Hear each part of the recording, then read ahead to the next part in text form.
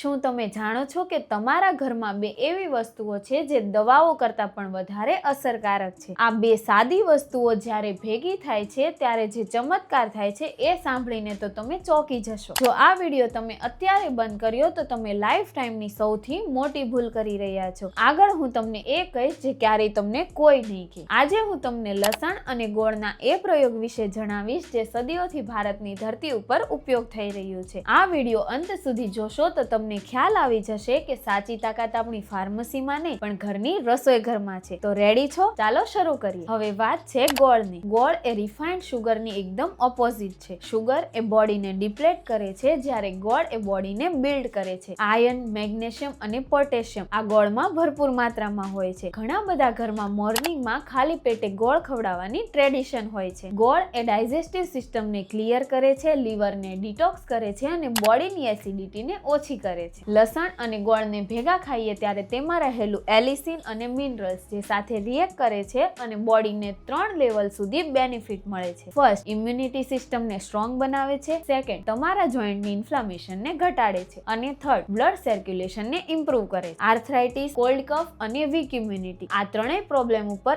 આ combination direct attack કરે છે. આયુર્વેદા અને મોડર્ન સાયન્સ ત્યારે જ સ્વીકારે છે જ્યારે કોઈ રિસર્ચ પેપર પબ્લિશ થયું હોય. તો ગાર્લિક અને જેગરી ઉપર ઓલરેડી આ રિસર્ચ પેપર પબ્લિશ થઈ ચૂક્યા છે. હવે મોસ્ટ ઇમ્પોર્ટન્ટ પાર્ટ એ છે કે તેને લેવાની એક્ઝેક્ટ મેથડ. સવારે ઉઠો અને 2 કળી લસણ લો. હવે તેને ક્રશ કરો. લસણને ક્રશ કરવું ખૂબ જ ઇમ્પોર્ટન્ટ છે અને કટ કર્યા પછી 10 મિનિટ સુધી વેટ કરો. હવે આ 10 મિનિટનો વેટ એલિસિનને એક્ટિવ કરવા માટે ખૂબ જરૂરી છે. ત્યારબાદ સ્મોલ પીસ ગોળ એટલે કે રફલી 5 ગ્રામ જેટલા ગોળને 1 ચમચી ક્રશ કરેલા લસણ સાથે ગળી જાઓ અને ઉપરથી 1 ગ્લાસ ગરમ પાણી પીવો. હવે આ પ્રોસેસ તમારે 3 વીક સુધી કન્ટિન્યુ કરવાની છે અને 21 દિવસ આ પ્રોસેસ કર્યા પછી બોડીના ટ્રાન્સફોર્મેશનને તમે નોટિસ કરો. એક સ્પેશિયલ નોટ, જો 60+ એજ હોય, લોહી પાતળું કરવાની કોઈ મેડિસિન ચાલતી હોય કે પછી તમને કોઈ ડાયાબિટીસ હોય તો આવા કેસમાં ડોક્ટરની સલાહ લેવી ખૂબ જરૂરી છે. ઘણા મોટા પ્રમાણમાં લોકોએ આ પ્રયોગ ટ્રાય કર્યો છે અને બધા જ લોકોનો ફીડબેક સેમ છે. ફર્સ્ટ વીકમાં તમારું ડાયજેશન ઇમ્પ્રૂવ થાય છે જ્યારે સેકન્ડ વીકમાં તમને થાક ઓછો લાગે છે અને થર્ડ વીકમાં ભરપૂર એનર્જી,